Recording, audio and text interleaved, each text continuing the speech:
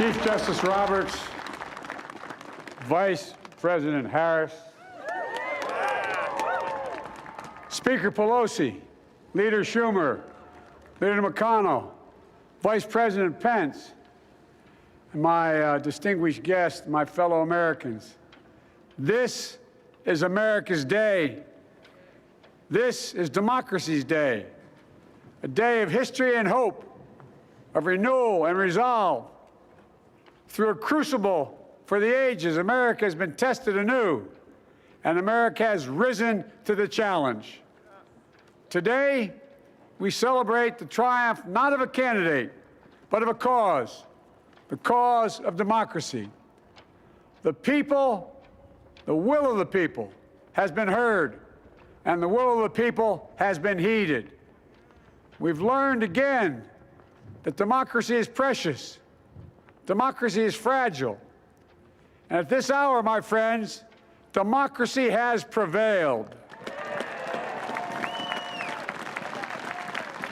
So now, on this hallowed ground where just a few days ago, violence sought to shake the Capitol's very foundation, we come together as one nation, under God, indivisible, to carry out the peaceful transfer of power as we have for more than 2 centuries.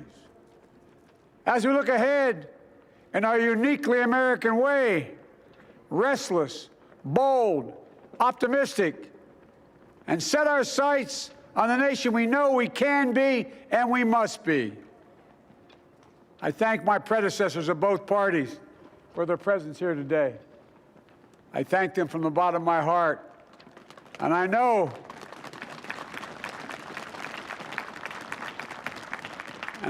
the resilience of our Constitution and the strength of our nation, as does President Carter, who I spoke with last night, who cannot be with us today, but whom we salute for his lifetime in service.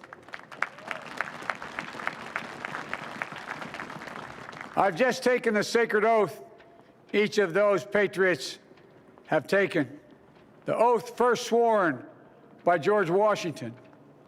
But the American story depends not on any one of us, not on some of us, but on all of us, on we, the people, who seek a more perfect union. This is a great nation. We are good people. And over the centuries, through storm and strife, in peace and in war, we've come so far. But we still have far to go. We'll press forward with speed and urgency, for we have much to do in this winter of peril and significant possibilities. Much to repair, much to restore, much to heal, much to build, and much to gain. Few people in our nation's history have been more challenged or found a time more challenging or difficult than the time we're in now. Once-in-a-century virus that silently stalks the country has taken as many lives in 1 year as America lost in all of World War II. Millions of jobs have been lost. Hundreds of thousands of businesses closed. A cry for racial justice, some 400 years in the making, moves us. The dream of justice for all will be deferred no longer. A cry for survival comes from the planet itself, a cry that can't be any more desperate or any more clear. And now, a rise of political extremism, white supremacy, domestic terrorism, that we must confront and we will defeat. To overcome these challenges, to restore the soul and secure the future of America, requires so much more than words. It requires the most elusive of all things in a democracy: unity. Unity. In another January, on New Year's Day in 1863, Abraham Lincoln signed the Emancipation Proclamation. When he put pen to paper, the president said, and I quote, If my name ever goes down into history, it'll be for this act, and my whole soul is in it. My whole soul is in it. Today, on this January day, my whole soul is in this, bringing America together, uniting our people, uniting our nation. And I ask every American to join me in this cause.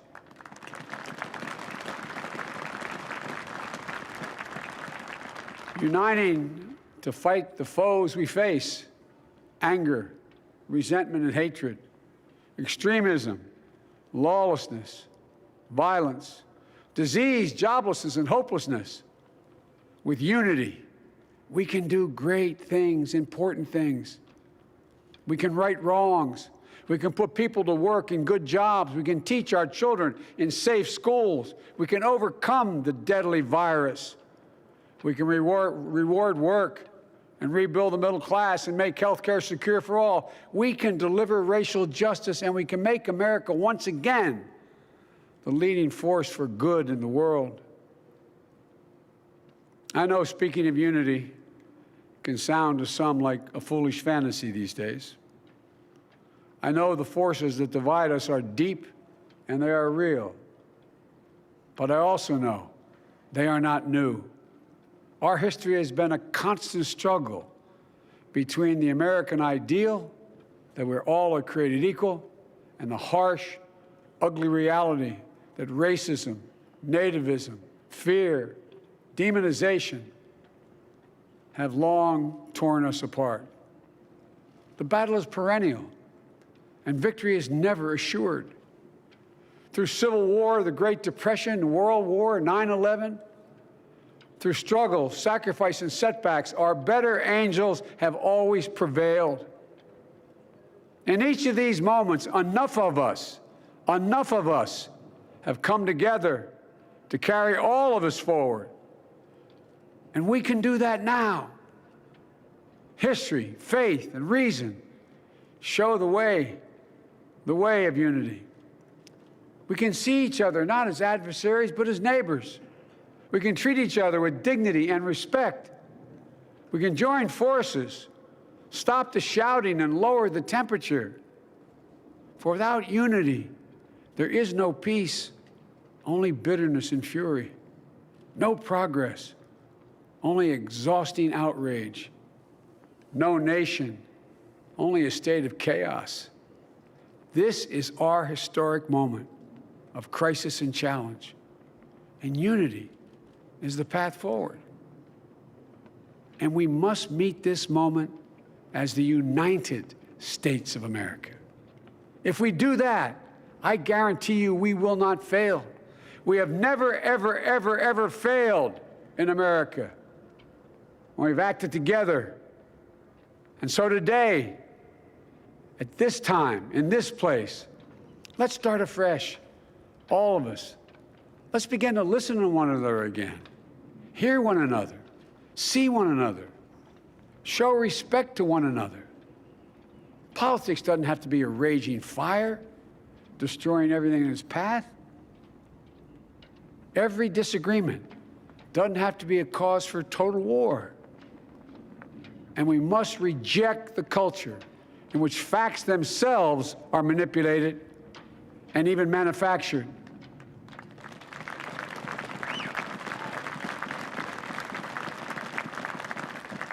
My fellow Americans, we have to be different than this. America has to be better than this. And I believe America is so much better than this. Just look around. Here we stand in the shadow of the Capitol Dome, as was mentioned earlier, completed amid the Civil War, when the Union itself was literally hanging in the balance. Yet we endured. We prevailed. Here we stand, looking out on the great mall where Dr. King spoke of his dream. Here we stand where 108 years ago, at another inaugural, thousands of protesters tried to block brave women marching for the right to vote. And today, we mark the swearing in of the first woman in American history elected to national office, Vice President Kamala Harris. Don't tell me things can't change. Here we stand across the Potomac from Arlington Cemetery, where heroes who gave the last full measure of devotion rest in eternal peace. And here we stand, just days after a riotous mob thought they could use violence to silence the will of the people, to stop the work of our democracy, to drive us from this sacred ground. It did not happen. It will never happen. Not today, not tomorrow, not ever. Not ever.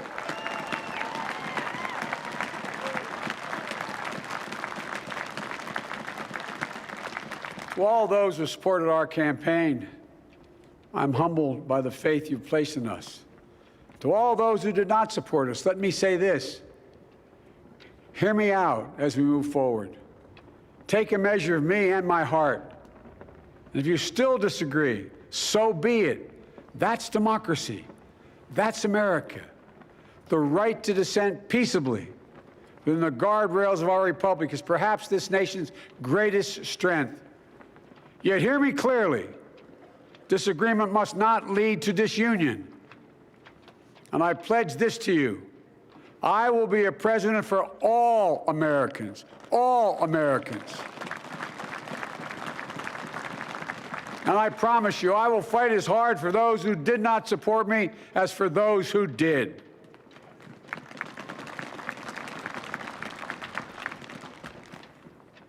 Many centuries ago, St. Augustine, a saint of my church, wrote that a people was a multitude defined by the common objects of their love.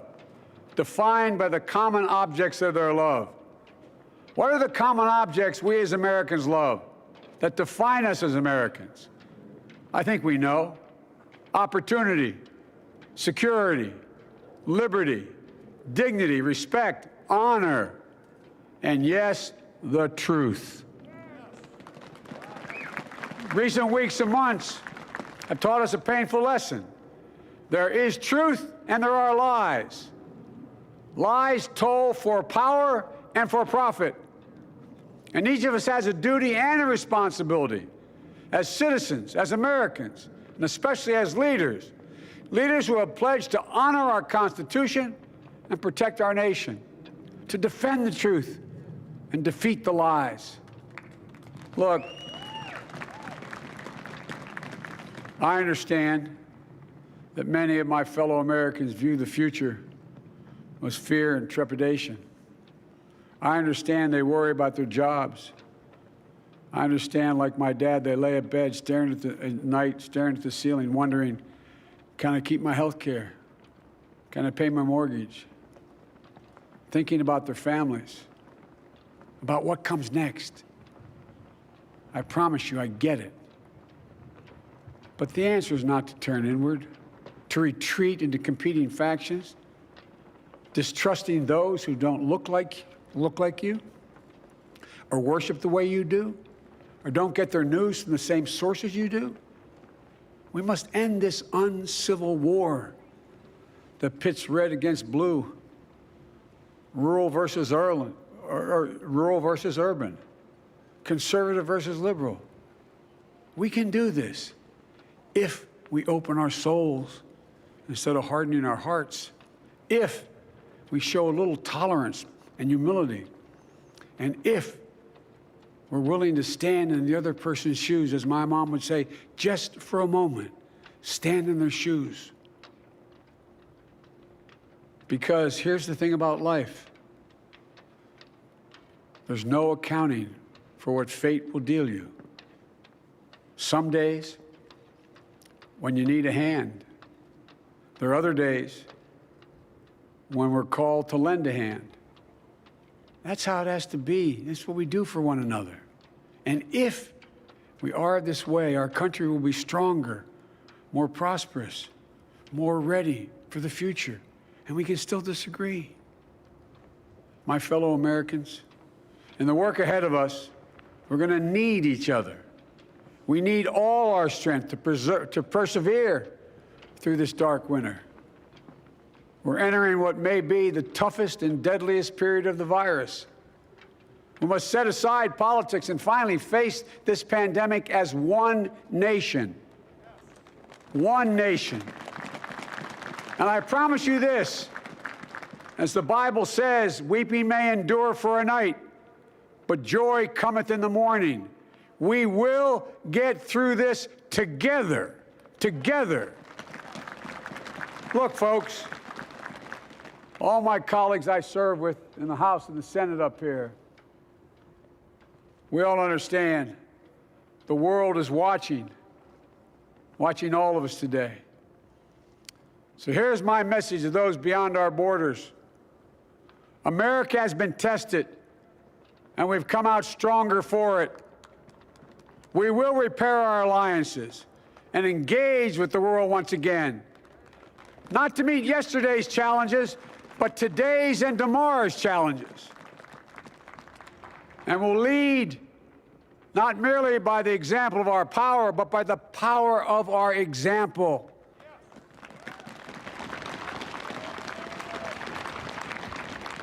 We'll be a strong and trusted partner for peace, progress, and security. Look, you all know we've been through so much in this nation. And in my first act as president, I'd like to ask you to join me in a moment of silent prayer. Remember all of those who we lost in this past year to the pandemic.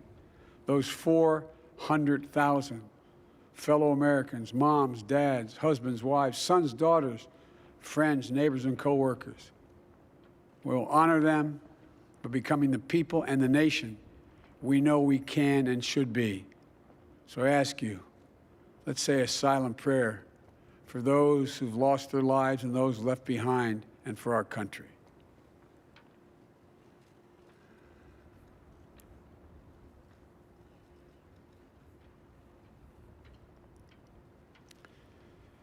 Amen. Folks, this is a time of testing. We face an attack on our democracy and on truth, a raging virus, growing inequity, the sting of systemic racism, a climate in crisis, America's role in the world. Any one of these would be enough to challenge us in profound ways. But the fact is, we face them all at once, presenting this nation with one of the gravest responsibilities we've had. Now we're going to be tested. Are we going to step up, all of us? It's time for boldness, for there's so much to do. And this is certain. I promise you, we will be judged, you and I, by how we resolve these cascading crises of our era. We will rise to the occasion is the question. Will we master this rare and difficult hour?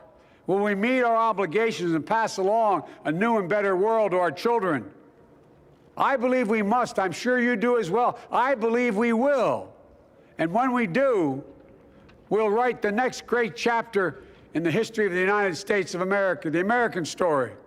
A story that might sound something like a song that means a lot to me. It's called American Anthem. There's one verse that stands out, at least for me, and it goes like this. The work and prayers of century have brought us to this day. What shall be our legacy? What will our children say? Let me know in my heart when my days are through, America, America, I gave my best to you.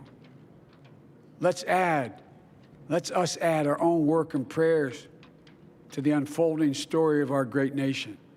If we do this, then when our days are through, our children and our children's children will say of us, they gave their best, they did their duty, they healed a broken land.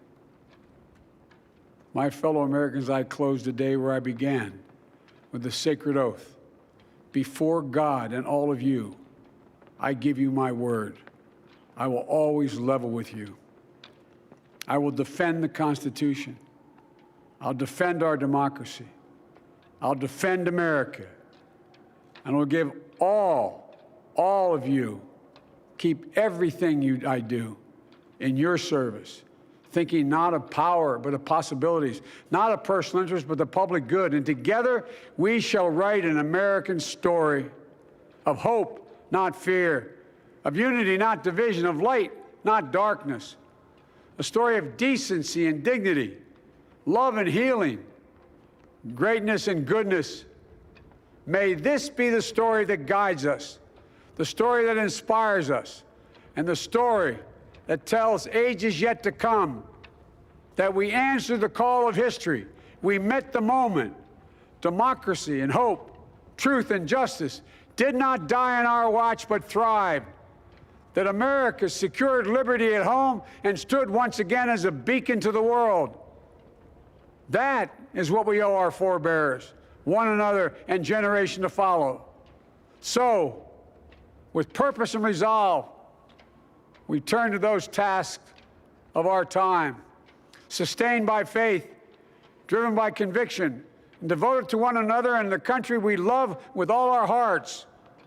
May God bless America, and may God protect our troops. Thank you, America.